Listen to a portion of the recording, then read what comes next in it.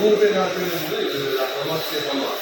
தாராளமாக வந்து இங்கே வந்து பண்ணலாம். அந்த மாதிரி தான் பார்த்தா இங்கேயும் உங்களுக்கு வந்து அழகான ஒரு கொடுத்துருக்காங்க. இங்கேயுமே டிவி கொடுத்துருக்காங்க, ஏசி போட்டிருக்காங்க. நம்ம இதில் வந்து பார்த்தீங்கன்னா எல்லா ரூமுமே ஏசி தான். ஏசி இல்லாத ரூமே நம்மகிட்ட இல்லை. அது மாதிரி தான் நம்ம சொல்லணும். ஏசி இல்லாத ரூமே நம்மகிட்ட இல்லை.